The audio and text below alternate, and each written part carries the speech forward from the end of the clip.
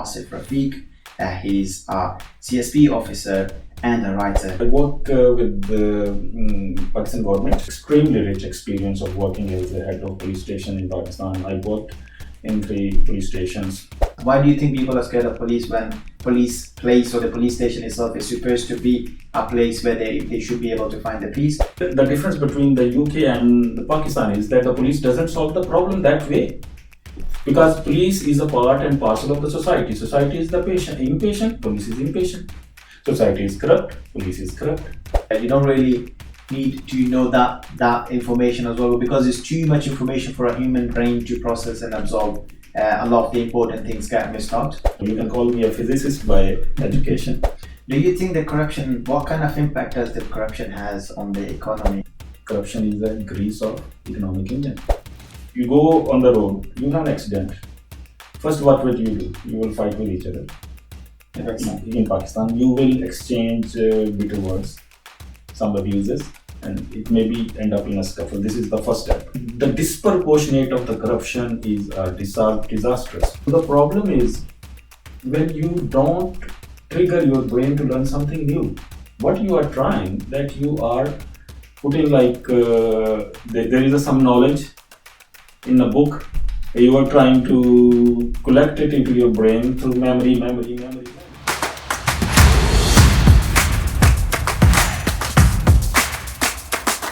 Hello everyone, welcome back to my channel. Hamza here. Thank you for watching other episodes, and I'm back with another episode. I got a guest with me today, Mr. Asif Rafique. He's a CSP officer and a writer. I will let Mr. Asif do his introductions. So Mr. Asif, if you want to tell us a little bit about yourself and introduce yourself.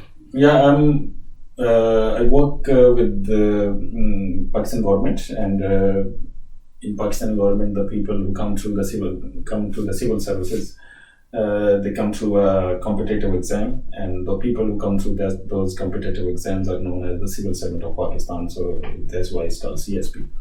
And for the general people, for understanding, it's called CSS exam. So it's called Central Superior Services. Okay.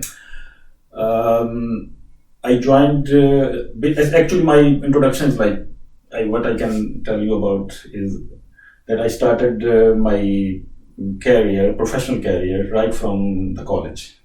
Okay. And I was studying in Government College Lahore, and in Pakistan, the people know that the Government College Lahore is one of the best. It was established in 1867, and it's a unique, like you can see that it's like Cambridge or Oxford of UK, like it's Government College Lahore. So very high standard. So yeah, high standard, and the people are known as Arabian. So I was studying there, and I was studying physics. Okay. And I did my master in physics. So you can call me a physicist by education. And while I was doing my final year, there was an ad about the job in the police. And that was a provincial competition exam. I appeared in that exam in 1998. Okay. And I passed that. So I joined police as a inspector. Okay. So the inspector police is in Pakistan is like a head of the police station, and that is called station house officer. So I worked as a station house officer for more than 7 years. And during that period, I had got an opportunity to work with the United Nations. So I went for a United Nations peacekeeping in the year 2004, and I went to West African country that is called Liberia. So I'll stop you there for 1 second. I want to know a little bit more about your role as a police officer. So you said that you were the head of the police station in there. Tell me a little bit, how does it work to be the head of the police officer, like the police station in Pakistan? Like, what were your day-to-day looking like? Working as a head of police station in Pakistan is one of the most challenging jobs. Okay. In the entire universe. Universe. Why I call it a universe? Because police station is a universe in Pakistan. We in Pakistan bring everything to the police station. If the people are fighting with each other, if brother sister are having a problem, if you have a problem with the land, if you have a problem with in-laws, if you have a problem in your house, in your office, everything we bring to the police station. So the police station is like most humming place around in Pakistan. So I worked in Lahore, and Lahore is known as the heart of Pakistan. Exactly. So you can say that I had a extremely rich experience of working as the head of police station in Pakistan. I worked in 3 police stations. It was very challenging. It was adventure. It was fun, and the age. Actually, I was very young at that point of time. So I can say that I tried to make some impact, and I had made some impact. Glad to hear. So, tell me a bit more about the structure of the police station itself. So you got the head of the police station. Then who comes under that, and how does the structure work? So, taking an example, let's just say I got a complaint, as you said, about anything, you name it, and then you get to the police stations. How would the procedure work, and how would you? How are they breaking down that? Okay, this case is more like a civil case, so it shouldn't be coming to the police station, and etc. How do you do the triage system in there? So in Pakistan, police station head of police station is like the in charge of the whole police station, and police station in Pakistan is also known as a Darul Iman. If you understand Urdu or your audience understand Urdu, Darul Iman means a place where there is a peace. Okay. Where you go, you find peace. So this is, theoretically it is known as a Darul Aman. So police station is a place where people come with a problem, with in a distress way. They are usually distressed. There is a robbery. There is and anything wrong is happening in the society comes to the police station. So head of the police station, the application comes to the police station. There is a police station clerk. So the police station clerk in local language is known as the munshi of a police station. Okay. So every application comes there, and then it goes to the SHO, station house officer. Like I was head, so I used to mark for this officer, this officer. So in a police station, if an inspector is a station house officer, like myself, I was a station house officer. So there are probably, like when in one police station, I can imagine, I can recall that there were 3 sub-inspectors. So sub-inspector, the people with the 2 stars on their shoulders, 3 sub-inspectors, and then there were 5 assistant sub-inspector, the people with the 1 whip on their shoulders. So there were 3 sub-inspectors, 5 assistant sub-inspectors, and there were like 70 police constables. Few of them were head constables. So the police station is divided, the area or jurisdiction of the police station divided into certain areas. Like you give one area to one assistant sub-inspector, one area to assistant sub-inspector. So if any problem, anything comes across, you have to mark to that police officers. So the areas are divided into police officers, and then there is ongoing 24/7 police patrol. So the police patrol comes itself. It doesn't fall in that area divided into officer. It's one officer at a time in the police vehicles. Now these days that there are 2-3 vehicles in a police station, so they patrol all 24/7. So you mentioned that the police station itself it has another slang to it that's like keeping the peace or finding the peace. So obviously I know a bit about Pakistan and how the culture difference is there and how the police is seen nowadays in Pakistan. Even beforehand, like I haven't spent too much of a time to put like a big comment on it. However, as far as I know, a lot of the people are really scared to go to the police stations and are really hesitant to take their complaints there. Even though our whole motto is keep peacekeepers. Well, what's your opinion on that? What's your view on that? Why do you think people are scared of police when police place or the police station itself is supposed to be a place where they should be able to find the peace? They should be able to find the solution of the problem that they are bringing in. Yeah, I have already mentioned in like in my earlier statement that theoretically it is a place where there should be peace. But it all depends upon the society. Like here, I had lost my wallet. I went to the police stations, and there were nobody outside. There was no constable, nothing. I went inside. There was 3-4 sofas sitting, and 2 ladies were sitting there. And they said, "Okay, you please have your seat. We call you." They took my name. Then they called me. I gave them my details. And that's all. This was the all police station here. So it's like a working like an office, but in Pakistan. Because when if there is like I give you an example, you go on the road, you have an accident. First, what will you do? You will fight with each other. In Pakistan, you will exchange bitter words, some abuses, and it may be end up in a scuffle. This is the first step when you will have an accident, because no one will admit fault, and there is a no insurance tie. So you have to, if there is accident, so one has to pay for the other, or they have to go to the police station. So the matter goes to the police station. So when matter goes to the police station, so police gets into such silly stuff. So the police is hugely overburdened. Number one. Number two, they are many a time they are manipulated by their officers, politicians, and other people, and they most of the time they also don't follow the rule and law. There are arbitrary powers, authorities with the officers. So these are there are 4, 5, 6 factors which make that place not Darul Aman. Otherwise, people like, for me, I worked in the police station for 7.5 years. Honestly, I will tell you, I feel hesitant to go to the police station if I have any problem in Pakistan. I feel like a bit scared. I worked there and I defended police for 7.5 years. I wrote a book about it. But can you imagine that I myself feel like hesitant to go to the police station because Yeah, exactly. That's what I was getting to as well. Because I know when we go on holidays and if something happens or anything comes up, the first thing the guys would come up with the local people is, Hamza, let's just try to avoid going there. Let's just avoid that. Let's just not bring it down that.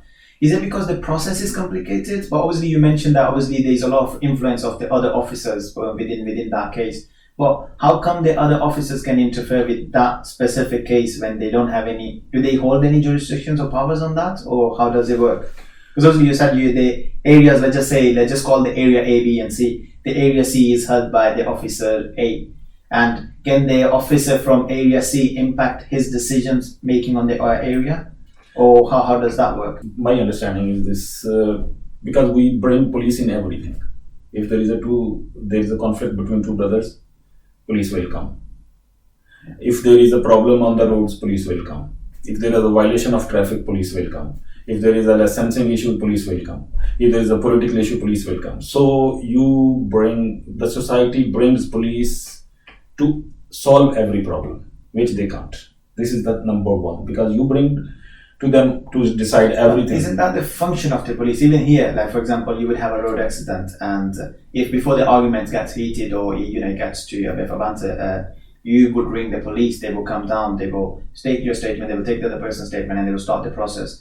Even in here, I know the police is overwhelmed with the cases that they have, the capacity that they have, and what they could do if they had a bit more force is very limited, which is in this country as well, on where we live. So I would assume we was in Pakistan, it would be a similar situation. A lot of the officers are overworked, for example, or they don't have enough resources dedicated to the places to actually be able to cover these incidents.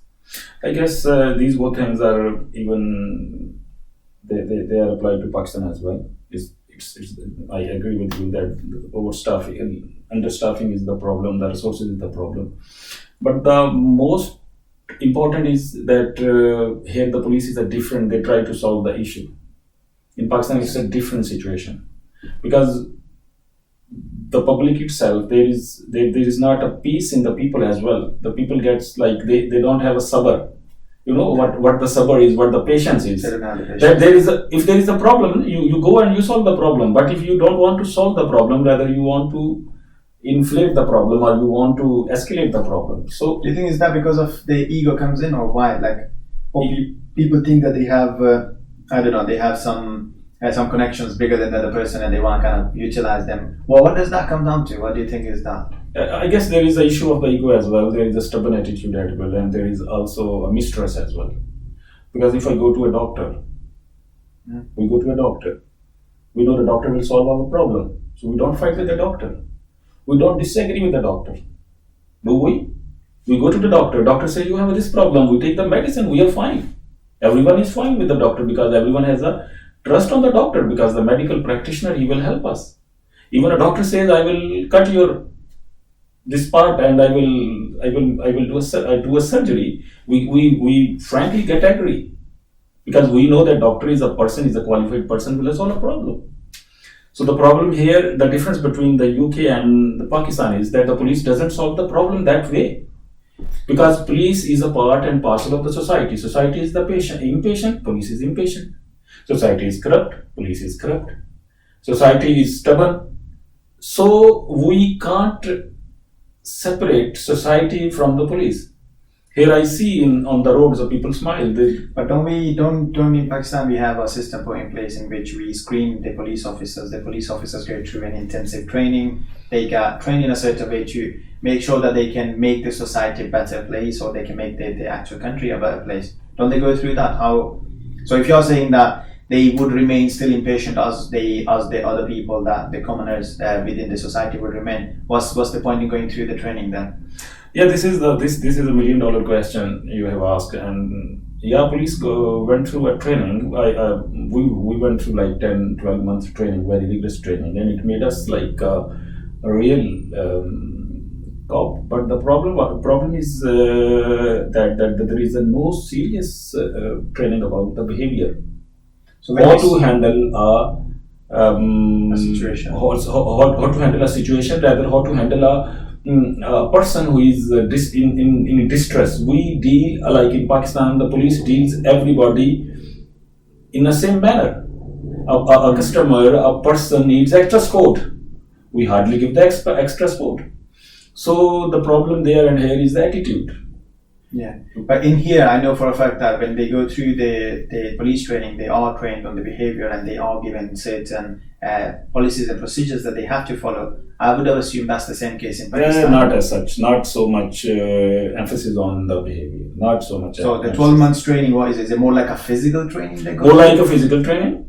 Rather, you can say 70% is the physical training, and 60% you can say physical training, 30% is about the law and the rule and the regulation and how to work about it, and the 10% on the behavior, maybe less than 10%, maybe 5% on the behavior. Behavior means you come across a situation where you have to comfort a distressed people. You have how to deal a person who is having a rape issue, the person who is having a just decay, the person who has murdered. So there are the number of situations. We in Pakistan hardly try to train people for the behavior. It's even in our national behavior. I'm talking about Pakistan. So I see. So okay. So we identified at least the issue here. Yeah. The behavior is a big issue, and there is no training. There is no. Tell me a bit more about your training. What was the day-to-day like? So you did 12 months of training. Tell me a little bit more about that. Yeah, that was like. To be honest, that was the extremely good time of my life. In year 1998, there was an advertisement that they're gonna select 300 police officers together, and that had never happened before. So all the students of the universities who are in master or graduating, they all applied. And at that point of time, it was like a lot of suspicion about that the people will be chosen through political influence or out of merit. But everyone was astonished that the whole process was very fair and very transparent. We passed the exam. Like 25,000 people appeared in the exam in the province of Punjab. 600 people passed the exam, and the pass marks were 50%. And then from out of that 600, 300 was selected as it. Like 298 was selected from those people. So like you can say what I felt there were 5 hostels. We were 250 plus people getting training. So it was like a college university hostel, and it was also a training. So you can say the independence of mind of a university student went through having the police training, where there is authority in the society's behavior altogether changes when you go through the training. Because in the Pakistan, why the police is very important. Police is not very much loved in Pakistan, but police is treated as a very important, because they can give you pain, they can give you happiness. So in Pakistan, the people respect police on the face of it. Is that they respect them out of fear then? Out of fear, yeah. Out of fear and out of need. Out of need and out of fear.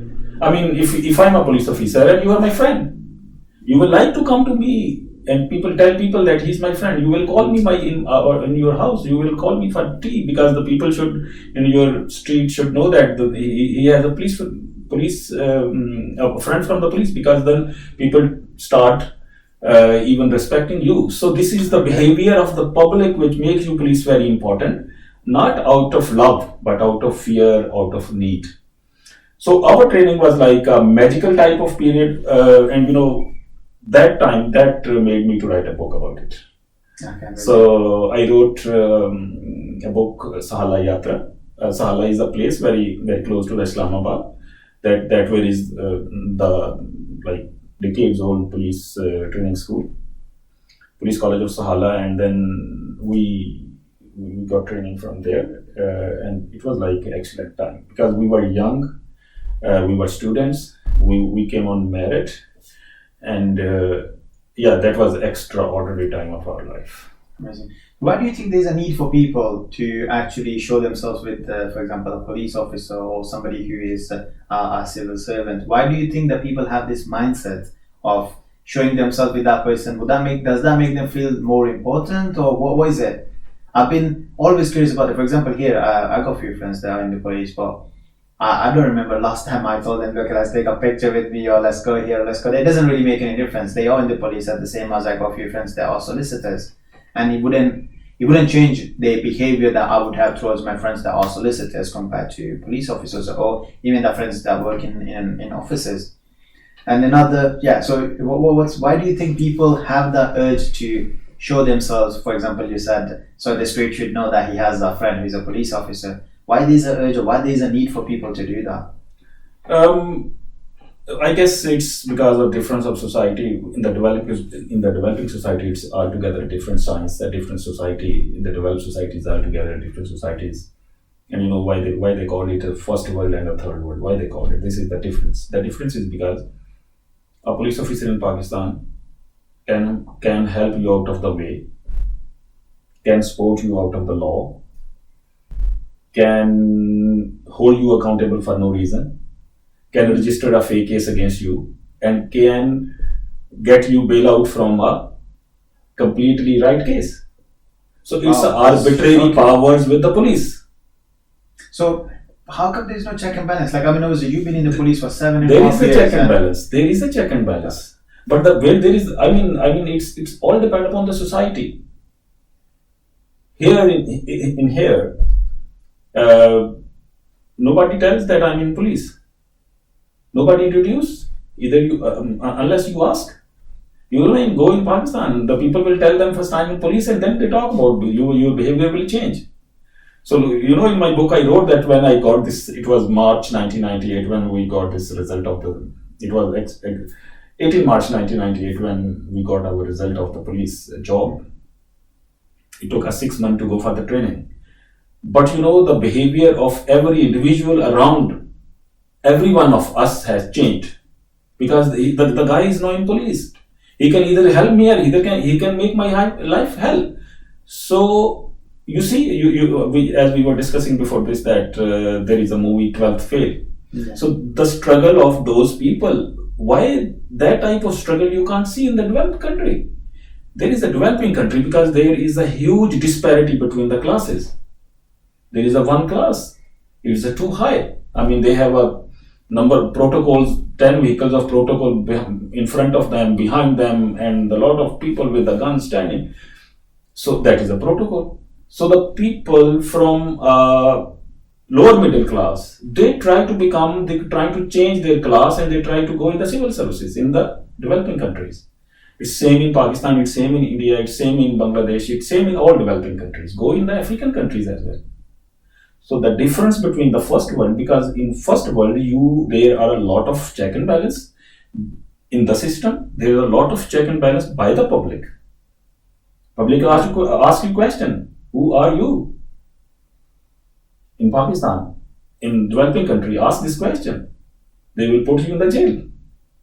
And let me tell you, I should be very. It's very sad just to hear it. Like, for example, for freedom of speech, for example, or just the fact that somebody is able to express what they are thinking it shouldn't be, even in the developed countries, I don't think it should be something that people should fear before speaking. For example, even if you're asking somebody who are here, as you said, and again, you actually seen that life 7.5 years, and simply just drop in the jail just because you ask who that person is. Isn't that abusing their power too much? Like you said that there is accountability, but it's not doing anything then if that's the case. There is accountability, but very less accountability, because when there is accountability, if 90% of the people behave in the same manner, what you can do with accountability? How many people you can hold accountable? Can you put all 90% in the jail? So why you go on the roads? You see in the Pakistan or in the all developing country, you go on the roads and there is a it's a fish market style traffic on the roads. Can you stop everyone and put them into jail or fine them? You can't do. It's because you have to, actually what you have to do, you have to work on education. Give education to the people. Teach them what is right and what is wrong. Teach them how to ask questions. In Pakistan, when you ask question in a Batmiz way. It's a very harsh way to ask question. We hardly learn how to ask a question. So you need to ask a question in a positive manner, in a firm manner. But there is a style of like, so it's a cultural issue. It's not any department issue, I would say. It's not issue of police, it's not issue of civil services. It's an issue of a culture, if a society, because the society as a whole does not work to improve the whole culture of a society, a whole behavior of the society. I mean, there's no way that we will be able to change the whole society, but with the places that we have, for example, civil servants and police and certain individuals that are holding certain positions that have the power, if they start making that difference, or if they start giving the opportunity to people to speak, wouldn't that actually educate the other part of the society as well? So obviously we can talk about it for a full day and still have the discussion on it, but I think moving forward a little bit, I would just want to know, like, what is, based on your experience, it's been many years, and what would you think, what's the solution to this situation that we are in? Because of course, if people don't have the freedom of speech, if people are scared to go to the police, for example, how are they supposed to resolve their problems? Or how are they actually supposed to put their trust in, as you said, give the comparison from between a doctor and a police officer? How can we change that as a society, or how can we improve it? Yeah, that's very important, and that is the way forward. We can't move forward as a nation if we don't learn that. We need to learn that, and how we can learn that. This is a big question. I already mentioned that education is the one way. But working on the behavior. My opinion on education, I know people in Pakistan, they are going to the university till the age of 25, 28, 30. And I personally believe that's a bit too much education, if that's the right word. Yeah, like, so this is you're spending more than you're spending your golden years in colleges and universities, and you what's left after that? Like I never got that. Like how? I don't think there's a lack of education. Like education, but I personally believe if I compare my family, my brothers and sisters that I got here, I don't think any of us have been in education long enough compared to all of my relatives in Pakistan, for example. So how can we say that education is a big part there? Actually, education does not necessarily mean that it's school, college education. Education doesn't mean that. Okay. See the history. There were no schools in a few centuries ago. There was no formal schools, so the people were educated. The education is nothing to do only. It's not that we don't need this formal education system, like the degrees, everything. We do need them, but the education is a wholesome process. It's education we are talking. It's education. Our parents tell us this is right, this is wrong. It's education. If you go in the work, someone tell you do this, don't do this. This is education. So education is a wholesome process. There is a two type of education, and we largely divide it. One is the informal education, and one is the formal education. So what you are talking about, that the people there go to the university, is the formal education. Formal education gave you degree. Many a time they don't give you wisdom, they don't give you passion, sabr, patience. So what's happening? Isn't the formal education supposed to give you the basic etiquette? So obviously we're talking about basic Yeah, etiquette. because you know this is called the misplaced priorities. We are just following that we are why we are going to college. We are going to qualify to get a degree. If I go to the college just for the degree, so I want to learn. So my whole purpose is to get a degree. So degree is a piece of paper. So what do we try to do that we get a degree, but we don't get knowledge, we don't get wisdom, we don't earn any skill. So I have seen you. I totally agree with you that in Pakistan, that it's the people you have seen or I have seen are very not in very large number, because in Pakistan there are still maybe 35%. 25% children, they even don't go to school. So there are the village life. There's all, the life is not all about the urban centers. We go to the urban center and we see the people are going to the school and college, because there's more than 20 crore people in Pakistan. So the education, the people are running behind education for degrees. They hardly go for learning. So there is a problem.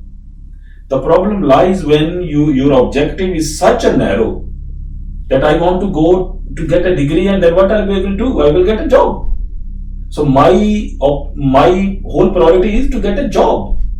So I didn't put that objective that I want to become a wise person. My objective is not to become a skillful person. My objective is not that I am a mature person. So Well, obviously, for example, yourself. So to get to where you are now, so you work in the police, and then have you done CSS as well? Correct? Yeah, I have done this. So these are must, like, I don't think CSS is quite hard as far as I know. What's the process like? And then I'll ask you my question on top of it as well. What's the process like for CSS? Like, what are the selections like? Yeah, so I appeared in Civil Services of Pakistan for the CSS exam in year 2003, and then I was allocated to a income tax. I'm working as a tax officer in Pakistan. Like, I started working in the tax in 2005. So all of my colleagues, they are commissioners. I'm here now for my PhD. So I'm working as a secretary of Federal Board of Revenue. CSS result is like, the people under 1%, the people who try to CSS and get the success rate is under 1%. So it's like the 12th fail is on the CSS as well. Yeah, that's an amazing movie. I watched it as well. So how was your journey? So you basically were a police officer, and then after that, what made you go into the civil department? Civil department, yeah. Actually, in the police, I was working in a province. So I was working at a smaller rank. Like, I was working as an inspector. So it was provincial service competition exam.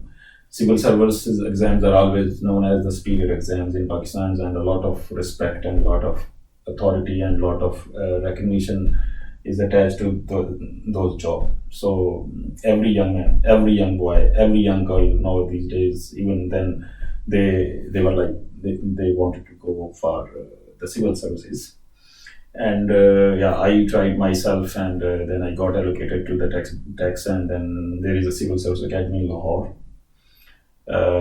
So there's a training for 7-8 months in the Civil Service Academy. Then we got training of the tax in the Lahore as well. There is again a tax academy in Lahore, and then it is again the same thing you said, that the people have a lot of degrees. So they send us to the IBA, that is called Institute of Business Administration in Karachi. You see that IBA is one of the best business school in Pakistan. So for that training, they sent us for the MBA tax management in Karachi. So it's like 2.5 years of training to become a tax officer, and then we became the tax officer. So it's called civil service, and I work with the Federal Board of Revenue. It was like a challenging time and challenging exams and very tough, and you have to spend like more than 12-13 hours to study for the whole exam. Wow, crazy. So tell me a bit more about that. Was there a final interview before you become a civil servant? Yeah, tell me a bit more about that interview, because that's very That's very interesting topic, and I would like to know what are the kind of questions that you get asked. Yeah, the civil service exam is like, yeah, as I mentioned, it's one of the best and one of the very tough exam. So whosoever passes the exam, they come through a process of the psychological test, and then there is a oral interview, and there is a people 5-7 members called Federal Public Service Commission, and then under the chairman there are the members, and then when I went for the interview there were 5 people. Okay. So probably it was July 2004. 19 July 2004, I went for my civil services interview. It was in Lahore. And rest in peace, the General Jamshed Gulzar Kyani, he was the chairman of the Federal Process Commission. He was a very big smile, but very official smile he used to have. So when I went to that room, there are a lot of things too. When you go, how to enter the room, or you sit on the chair. So when you are going into such interviews, a lot of things about these things, how you will approach the chair, will they ask you to sit on the chair. So but anyway, I went to the room and there were 5 people. But are these like assumptions, or is it actually the case that when you walk in, you have to walk in a certain way, you have to sit on the chair in a certain way? Is that like a myth? Is this a myth, or is this the actual reality that you have to do? I guess it's not a myth and it's not a reality actually. It's like perceptions. You are going to an interview, and going for an interview of a big thing. It's like will change your status, will change your life forever. So you put a lot of seriousness into that. So all that seriousness creates some anxiety in you. So you think a very small thing, walking into interview is nothing. You just go and say, I came here for you to talk. So I came with like no pressure, because I knew that it's nothing. It's just a conversation. But if this conversation is with somebody like a very, I'm going to have a conversation with Joe Biden, so I would have been a lot of anxiety with. So this is where the civil services exams, you see on the social media and all different channels that in Pakistan, India, they have this interviews channel. They train people for the interview, how to approach the chair, how to talk, how to say, how to sit. So all these things are like highly exaggerated. Okay. I would say one should be normal, and one should be as formal as the requirement of that interview is. You can't you are not going to see friends, so you should need to be formal. Yeah, of course. You should be ready, but you should not be hesitant that what will happen that if I put my hand like this, my hand like this. So this is all anxiety you attach to that seriousness of that object, that interview. I see. So how was it? What were the kind of the questions that you were considering? So there were 5 people there. You approached the chair. Yeah, so it was good. I was confident because I was already working in the police, so I have some experience of interviews, and I was quite confident as well. And I knew that they would be bringing me into the same question. You asked me about the police station. So the chairman always introduce you with the name, and then ask you to introduce yourself to the panel. So I introduced myself that there are a certain way to say my name is so and so, I came from so and so, I did so and so, and I'm working so and so. This is like the formal introduction. And then he asked me some personal question: why you are working in the police, why you come to in this civil service, and why these? Because we have in civil service we have 10 different groups. There is civil services in Pakistan. There are 10 groups. One is police service, then there is a Pakistan administrative service, then there is a foreign service of Pakistan, there is a income tax, there is a Pakistan customs service, there is a postal service. So there are 10 services. So they ask you why you have opted for this and this and this. These are the first question they ask. Because why did you opt for the tax one then? To be honest, I didn't opt for the tax. Okay. I opted for the police because I'm working as a police officer. Okay. So I wanted to become a senior police officer. So my first priority was the police. But you know what? How it works? It works like you have to follow the merit. So if you are on that point of the merit, you can go on your choice. But if you don't have that high in your merit, then you have to go to whatever comes into your kismet. I see. So I was never wanted to become a tax officer. I wanted to become a police officer. But my marks were like, I was 77 in Pakistan. Okay. So the police is like on the first one, the police, then Pakistan Administrative Service, keep on changing, and then Foreign Service of Pakistan, then tax, then customs, so and so. So it was not my first priority, it was my fourth priority. I got my fourth priority. Fair enough. So what were the other questions like? So you said that there was some personal question of why you're in police, etc. Yeah. And then why police and why not the others? What were the other questions? One question was, I still remember, and we are still facing that that situation in the world. Those days there was a decision by the International Court of Justice about the wall which Israel was erecting between Palestine and Israel. They were then constructing a wall, and ICJ, International Court of Justice, has decided that they have passed the verdict that this is illegal. They can't do that because it's a disputed. So one of the member of the panel asked me how this ICJ decision could be implemented. This was the question, one of that question. We are still having that problems in Gaza, and we have the tragedies in that land. So the ICJ, International Court of Justice, has no jurisdiction to implement a verdict. They can give a verdict, but there is no way to impose that. That verdict is a moral verdict. It's like, I'm adult, I'm around 50. My father says me something like that. It's an advisory decision. It is not a mandatory. You can't. You can not implement it. So at that time, this was one of the questions, and there was some question about democracy in Pakistan. And democracy in Pakistan is always in the question because we never have a proper democracy. And there was also a question about corruption in police. And there was. The corruption in police, is really. I was actually listening to a podcast from somebody from India, and she talked about the corruption. So, do you think the corruption? What kind of impact does the corruption has on the economy, and do you think that it does actually benefit the economy in any way? This is a very interesting question, and we have discussed this, and I have mentioned this in my book as well. One of my senior, and he's a very, very educated person, very, very intelligent person. He said that he quoted some economist, and he said that corruption is a grease of economic engine, economic development. And it's a quote by someone, I don't know the name of the person, but he mentioned that because we were debating about this corruption, and he said that this is the corruption is the grease of economic engine, economic development engine. And as I mentioned that I'm a physicist as well, so we were just discussing in a very, very casual way. So I mentioned, sir, you are right that we can't stop corruption. No country can stop corruption. No society can, because Allah Mia has given. Because we always bring the religion into it.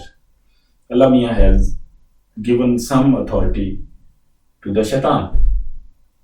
So where there will be good, there will be evil. So you can't eradicate evil altogether, but you can reduce. For this corruption, that statement that the corruption is a grease of economic development engine, I said, sir, if there is a disproportionate of grease in an engine can get free and it won't work. You say every engine works with the mobile, but if there is a higher quantity of the mobile in an engine won't work. So this is the problem. There is a corruption in every society, and you see what she said, that I had not listened to her, but there corruption is sometimes is productive for some societies. You go in UK, you see the people are playing with the wet. They are having these undocumented transactions. The government could have stopped it. Why they didn't stop? Because they don't want to suffocate everybody. Because there should be some space for the people as well. But corruption, the disproportionate of the corruption is a disastrous thing. When corruptions is more than 50% in a society, it's dangerous. It's very dangerous. I mean, 10% corruption in a society is okay, probably. I'm not doing any research on this, but I would say that it's like the higher number So of do the you corruption. think in Pakistan we got more than 50% corruption? Definitely. In all developing countries, the situation is there. It depends upon the different department has a different percentage. Corruption does not necessarily mean that the financial corruption. Oh, definitely, yeah. It's intellectual corruption as well. If a person of a religious knowledge sitting in the mosque or sitting in the church saying something wrong is a corruption. If I'm sitting in here, I'm saying something wrong, it's a corruption. So it's a moral corruption, it's an intellectual corruption, it's a financial corruption. Generally, when we talk about the corruption, we just talk about the financial corruption. Yeah, exactly. The financial corruption is the one part, and that is the most visible part. So we bring that corruption.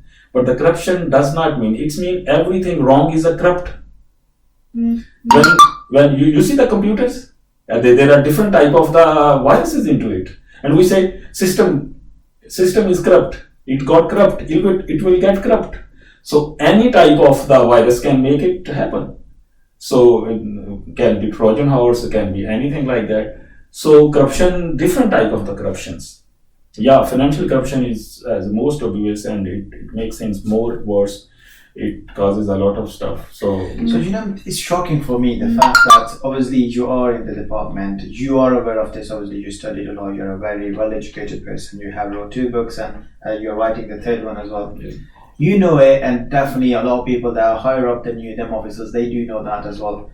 How come there's nobody out there taking any steps to actually change that in Pakistan? Talking specifically for Pakistan, for example. Actually, there is a misconception of the general public about who can change anything. If you are working in a department and you are working as a mid-career, you can change the things come across you. Correct. But you are not the decision maker.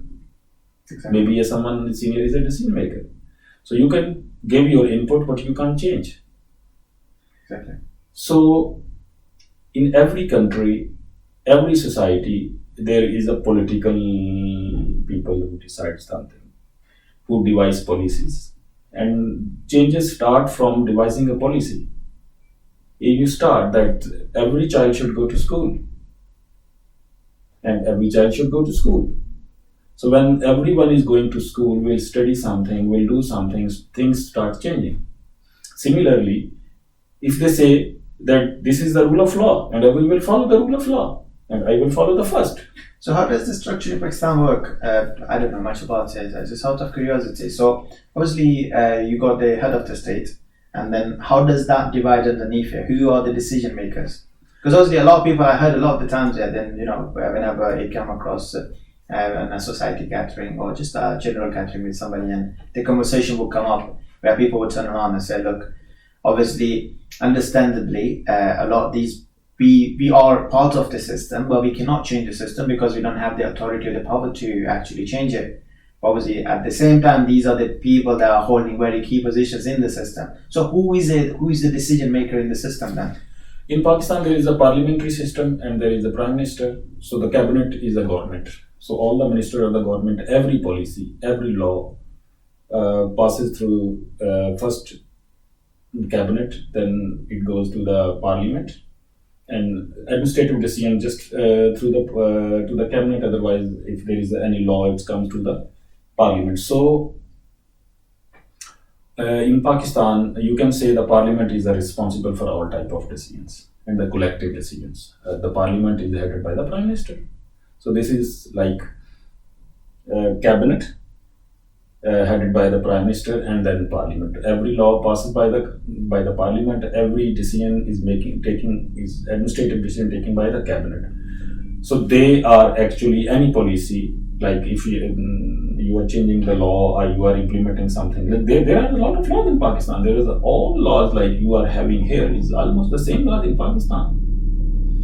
The problem starts when the people who are at at the decision making, they don't ask that this law should be implemented in true letter and spirit. We talk about it. We talk about it a lot. But if this start gonna happen, everything gonna get fine very soon. So the problem is with this. All the system is that if I do my work at my stage, if I'm working as a station house officer, if I'm working as a deputy commissioner, if I'm working as a judge, whatever the pay them, if I try to do my things right, things will get fine. But these are the very small steps. So if the government as a whole decides that things will go fine, will go straight by the book, things gonna get fine with it may take 2-3 years, but things are gonna fine. So the implementation, is it because of the lack of resources that we cannot implement, or is it purely because we do not want to implement? We don't want. So we do have the resources. We have the. I mean, if you have less resources, speed may be less, pace may be less. But first you have. Why do you think we don't want it? Well, why does we don't want for so many reasons. There are so many reasons. There are some cultural reasons. There are some special country-related reasons. There are some. I mean, what I told you about this, that the guy, that the police is very much respected due to fear or need. So here the police is respected for their work, not for their need or fear. So this is the difference in Pakistan. If I a lot of people are scared to lose authority. Basically. Yeah, it's authority. It's the position. It's the authority, it's the position, it's the money, it's the decision making. There in the CSS there is one paper of Islamic study, and there is a question. There usually a regular question every year is how Islam changes a person and a society. Islam's instill a self-accountability mechanism of human being. That you are accountable in front of you. So first, you are accountable to yourself, and then you are accountable to someone else, like in the department. And then finally, you are accountable to Allah. Allah says, this is right, this is wrong, this is right, this is wrong. But in that right and wrong, you have been given a lot of space to decide.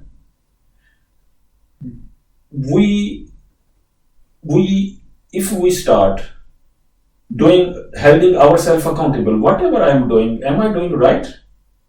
Am I doing according to the law? Am I doing it according to what is the rule and regulation into system? So we mostly don't do that. What we try to do, we try to follow the arbitrary decisions. Do you think people are scared to lose their positions because it was very hard to get them? Or do you think they're scared to lose their positions because they would not be able to justify that to themselves, or they cannot see themselves as not having the same respect that they're currently holding because of these positions? I guess both statements are fine. Both statements are correct. People are fear that that they won't get respect because they will leave this position, because that respect is not earned. That respect is attached to that position as well, because that position has some tools with it, maneuvering tools. I'm working as a station house officer.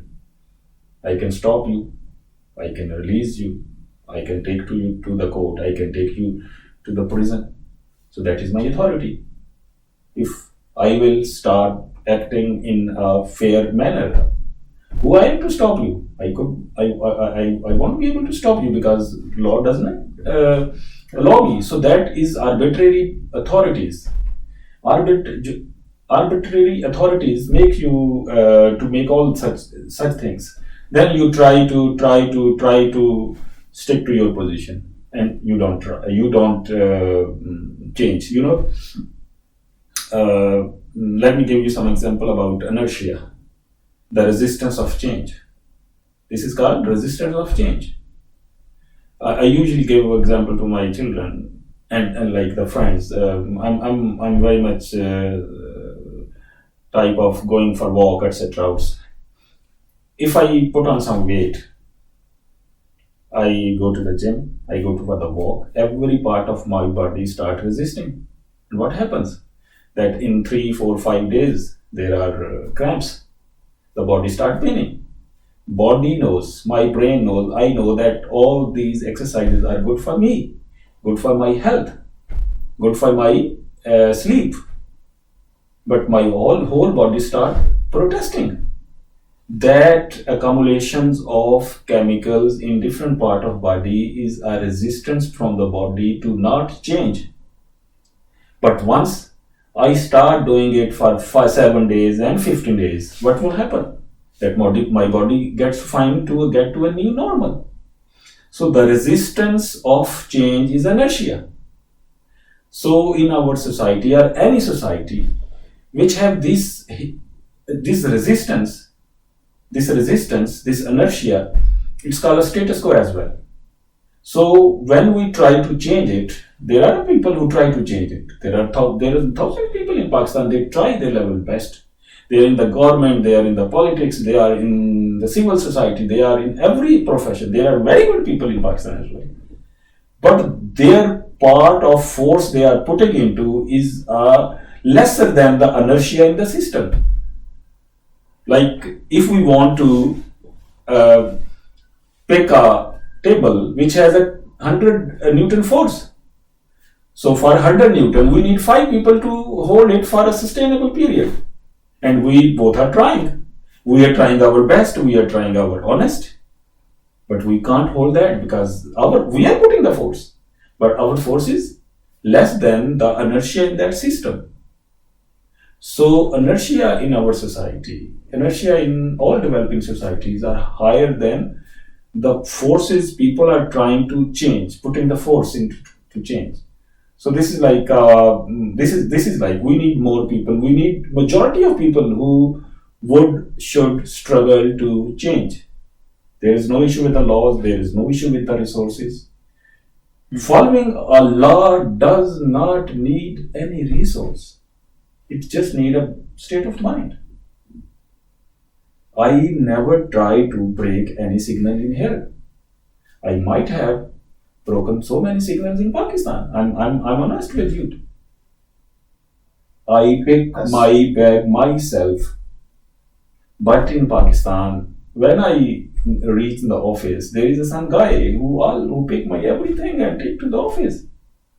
And when I go back, he picks everything and put in the car. I can do here. Why I can't do in Pakistan? Because the culture.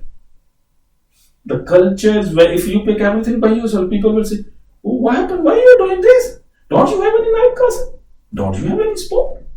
So many people follow this do it called bhed chal.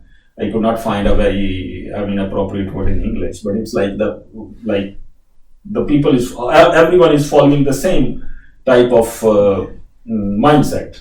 So there is a problem of only the mindset. There is a problem only willingness.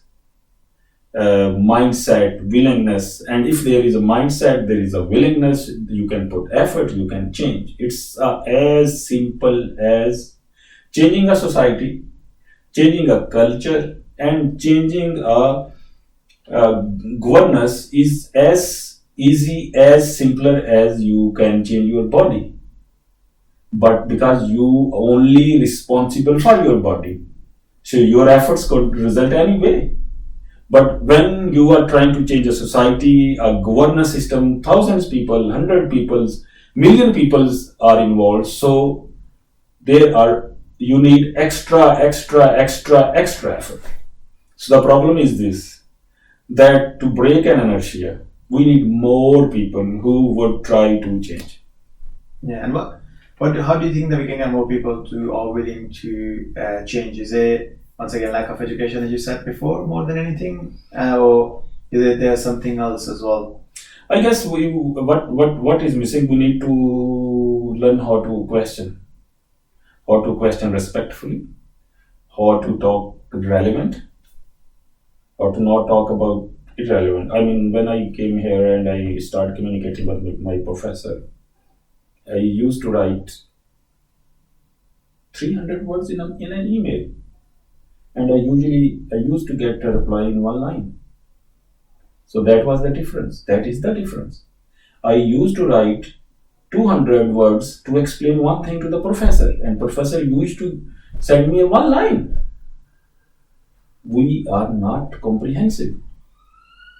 We talk about this and that. We are storytellers. We try to make story, and we think that if we tell the story, we become bigger and we become important.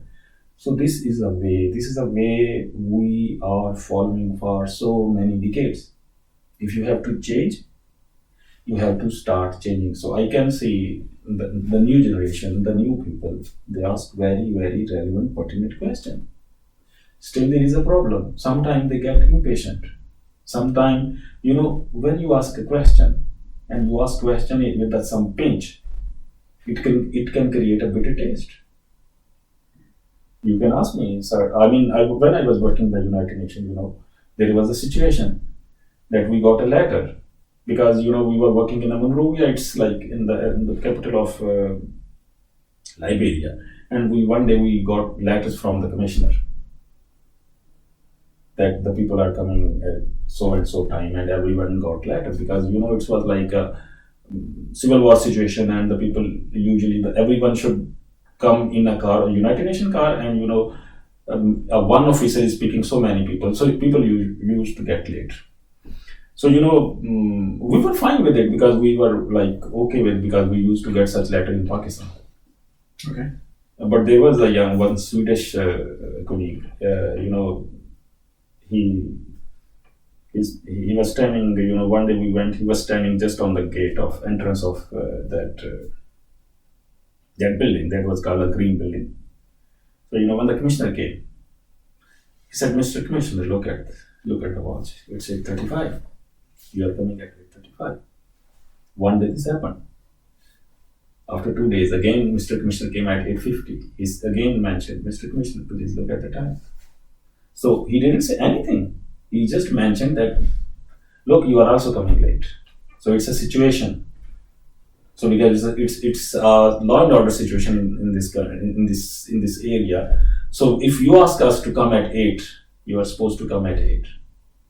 So it was a educated way, it was a wise way, it was a calm way to tell that you are supposed to come either, or you should be similar with the same. In our society, we don't ask question in a lighter manner. We don't ask question in a softer manner. We ask question in an abrupt manner. We ask question to win the argument. We don't ask question to get the good reply. We ask question knowing what would be the reply, or we want other person to talk the same which I am thinking. The person who's asked question is thinking. So you see the debates. Yeah. So what you're saying is basically he was patient enough to actually explain it in a way that, look, we do have a problem, and I can understand that you might not see it, but if I make you realize that this is the time, then eventually one day you would realize it yourself and be like, okay, yeah, nobody can get here at 8. If I can't get it, they can't get it here as well. Yeah. Civilization. Yeah, I guess it requires a lot of patience, and to be honest, like five fingers can't be the same as they say, and it's hard certain times, and certain times it requires both of the parties to play their part to actually get you on an agreement. So you did CSS then you became a tax a tax officer, and then what was the journey from there? So how did you end up doing a PhD, or what are you doing in the PhD in as well? Like I'm just. Yeah, so from 2005, 2.5 years, it was a training part. Then I started my working in Faisalabad. There is a regional tax office. I worked there for like some years. Then I went to another department that is called Intelligence and Investigation Department, and deal with the tax fraud. So I worked a lot in the VAT fraud, the people doing VAT fraud. Then in 2016-17, I got selected in a UK scholarship that is called Chevening Scholarship, which is like one of the best scholarship. The people from across the world, 1,400 people every year come for that scholarship, and I was selected from Pakistan.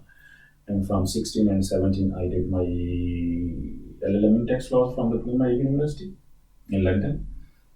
And that was my first time to live in the UK for such longer time.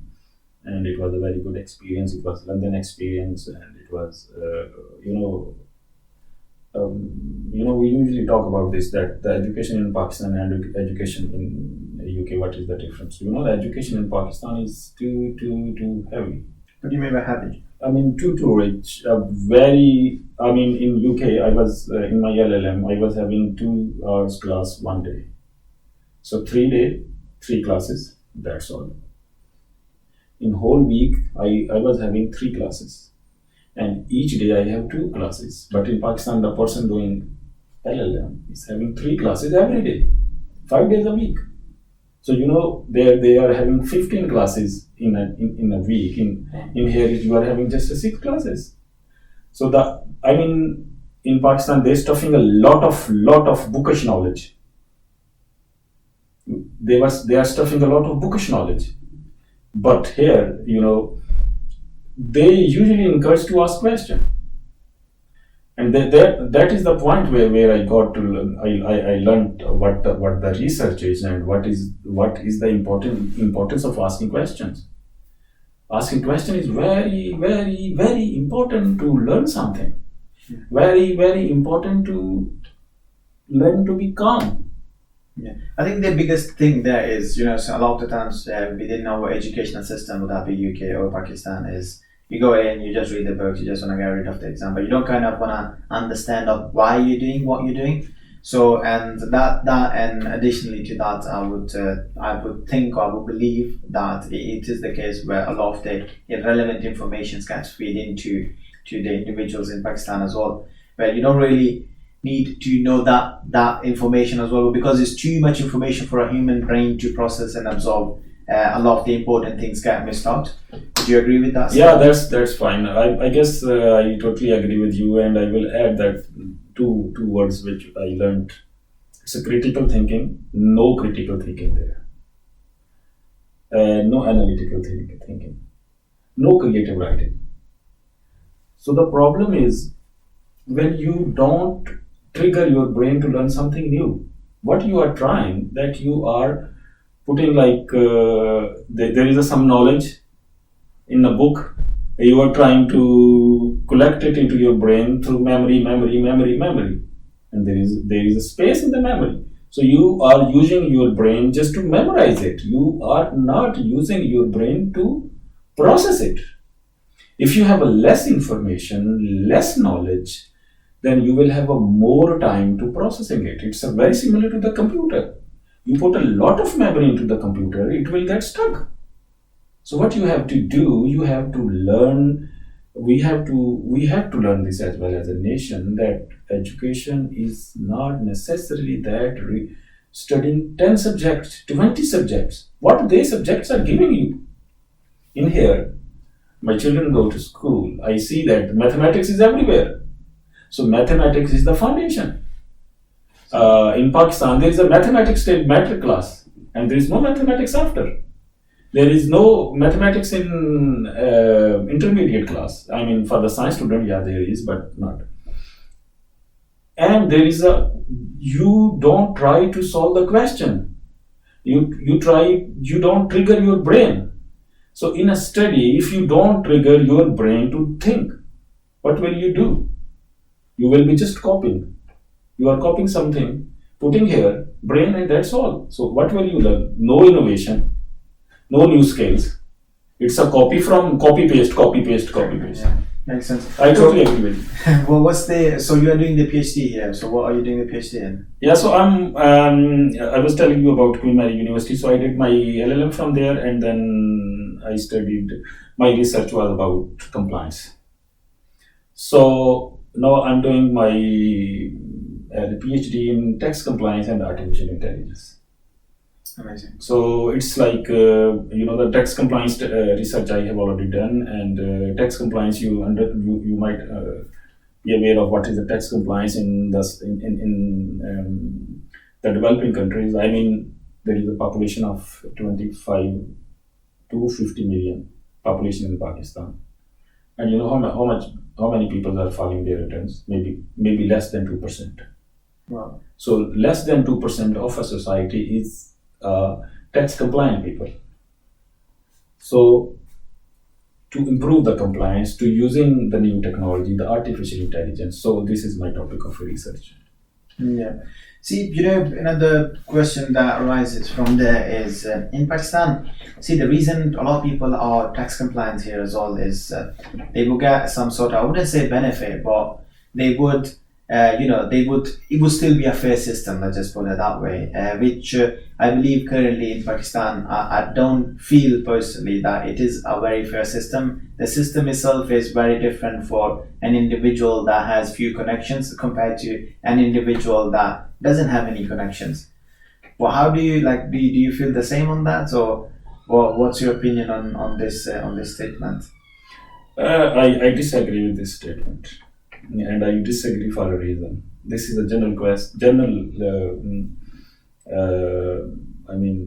opinion of a larger number of the people that they pay taxes and they don't get nothing. They don't pay taxes. People don't pay taxes. A lot of people don't. A lot of people don't pay taxes. And you know what taxes are? The government has two options of taxation. One is the direct taxation, one is the indirect taxation. The direct taxation is the income tax. Okay. In the UK, the direct taxation is more than 70% of the total taxation.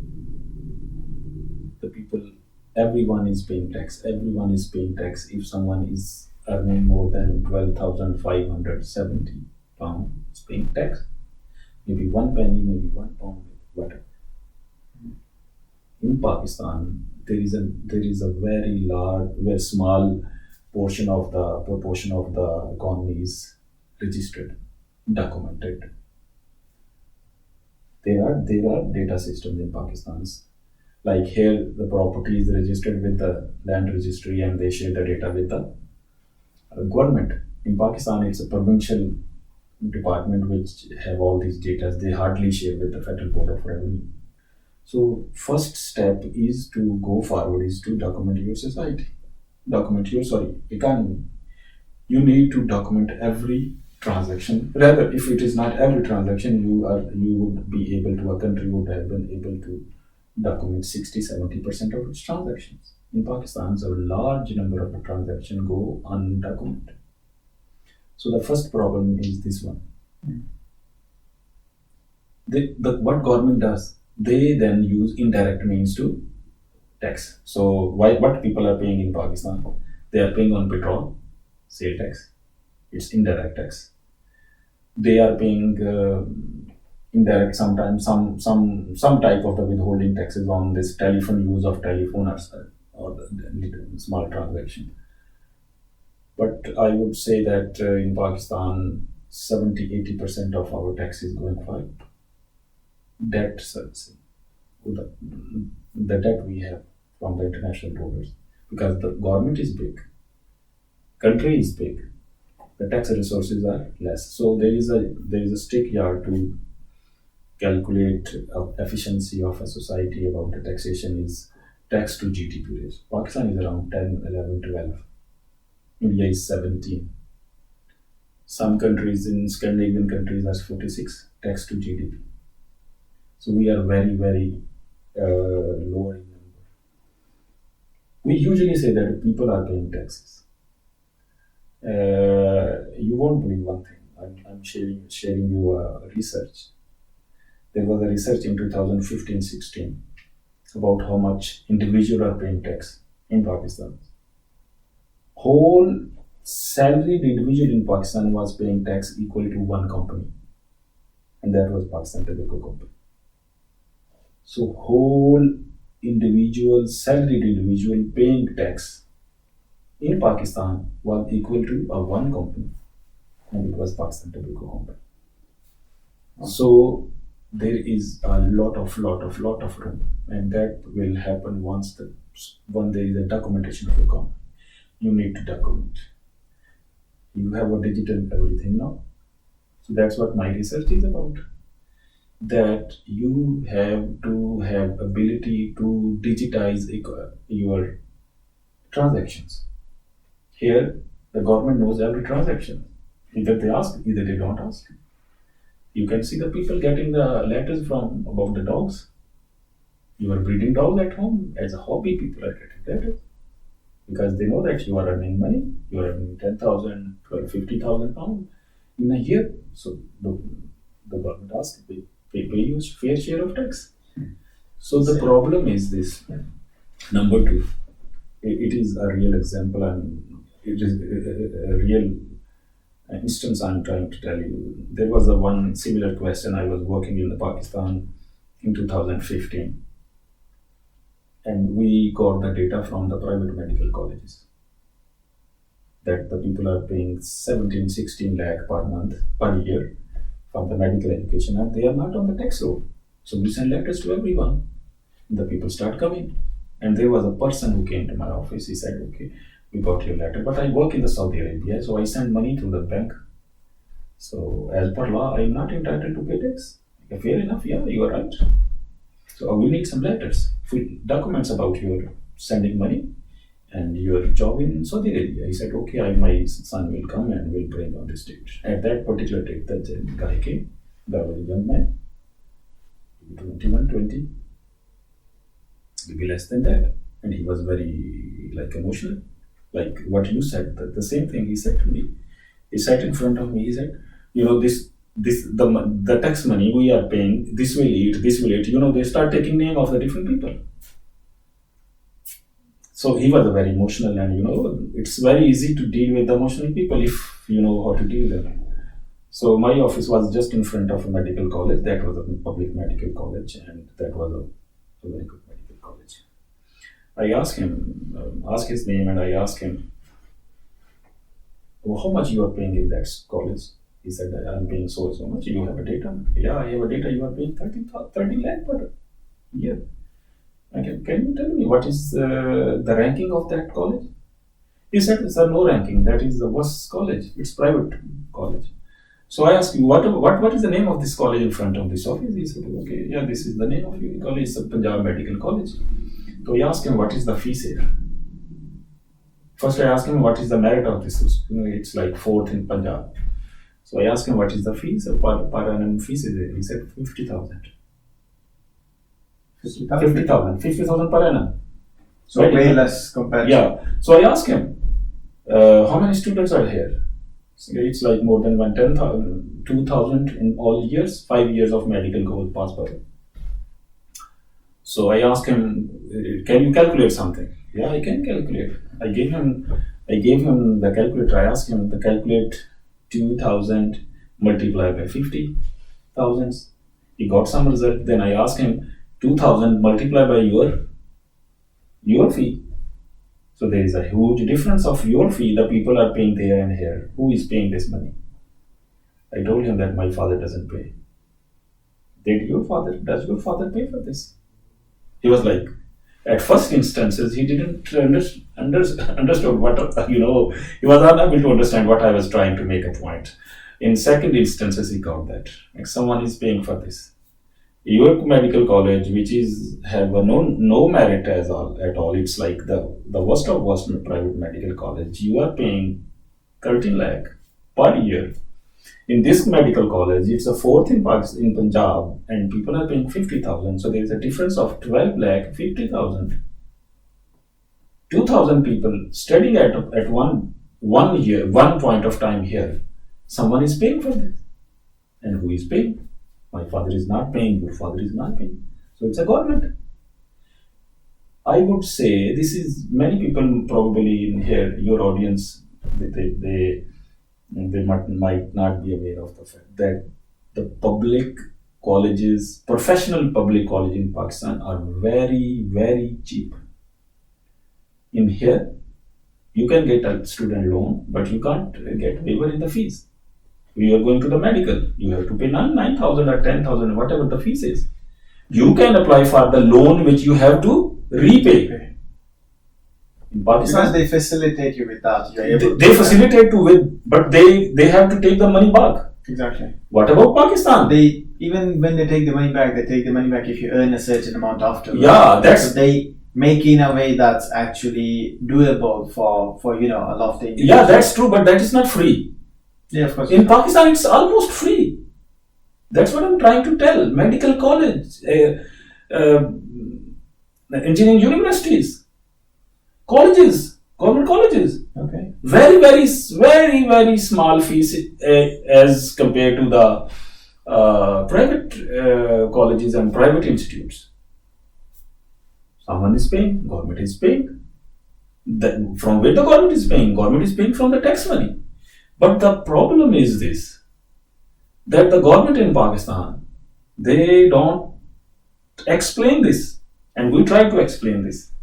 As a tax officer, we try to explain it. Where I worked, we try to explain people. So you say, well, why people obviously you said the government is paying for it, but why so you said that these colleges and these universities have higher standards than the private one. Why are people going to the private one? Because they don't get the merit list. I mean, what is the differences between the private and the public? The public schools are almost free, very, very, very small number of the fees, very, very small fraction of the fees, but they have, you have to pass like SAT exam in here for the medical. In Pakistan, there is also similar exam. You have to pass that exam. You have to get a good marks. Privately, you don't have to pass it. No, you have to pass there again, but you can have a lower numbers. I mean, the people who don't get their admission in the public colleges, they go to the private college. First priority is public.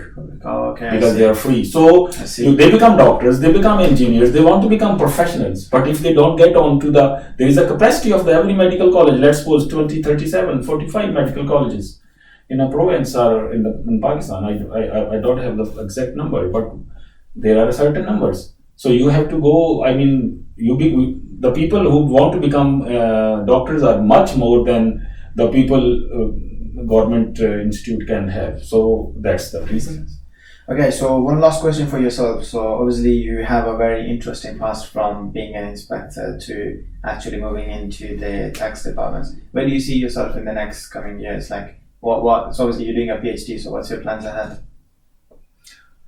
Yeah, like it's a famous saying that man proposes, God disposes. So everyone try to become a better person in the future. Allama Iqbal, very famous poet. The people might not understand the poetry of Iqbal, but Iqbal says, "Har lehja hai moman ki nayi aan nayi shaan." So I always try to become a different person next day. So if I ever wanted to become something, I wanted to become a writer, but I was not a writer. I'm not a writer even though I'm just an amateur writer. I try to write. But yeah, I would go back. I will complete my service. I left with the 10 years. After PhD, I will go and I will try to make my mark, make some efforts to digitize the tax department. I'm learning from here as well, and I want to write more and more and more. And I want to create awareness about I want to work on the things where the people take things, misconceive things. Like people hardly understand those things which are Greek to them. So it's very important to make people understand things easily in a simpler way. Your own example, the examples in the society, the example in the people itself. So I want to complete my service. I want to write more books, and my next book is about the civil services, and I write it as a story, and then I'm planning another one, the fourth one, and I will be writing more. I will be talking more, and I will be learning more. So my study in 2016 in London helped me to become a person who is always ready to learn, ready to research. Never ends, how they say. Amazing. Glad to. Very, very inspiring, actually. So I do that with all of my guests as well. So what is a message that you would want to give out to the young people? Normally, people that normally listen to me are inspiring entrepreneurs or people that want to get into the business. what is the message that you would want to give from your life experiences to people who are trying to achieve more and do more in life? I would say the very important part is hard work. Everyone talk about the hard work. Hard work not on only hard work, but consistency, honesty, whatever you wanted to do with the full honesty. And what I see here that if you are honest, you are consistent, and you are hardworking, you will get into some place. You won't believe that until my metric, I was unable to speak Urdu. Until my metric. And metric is like I was 17-year-old, 17-year-old. I was unable to speak Urdu because there was all Punjabi stuff. And wearing pant was like the people used to say that the dogs will bite you if you will wear the pants. So this was the situation where I came from. I worked in the United Nations. I studied in the Pakistan's 2 best institute, and I studied in the UK best institute. I'm not very, very hardworking, but what I think I have is a consistency. I try to be consistent. So if you are hardworking, you are consistent, and you are honest to your cause, you can get whatever you want. This is my message. And also there is a message, like your audience may be young people. I see my young children, my boy is in 8th class. A lot of gadgets, people play the gadgets all the time. Gadgets. And gadgets are trying to, you have neurons working in your brain. So you have to stimulate them. How you stimulate them? Reading, or listening, or watching, or playing. So you play games, you watch video, you try to put them in hypertension, those neurons, and then what happens that your creativity, your learnings reduces.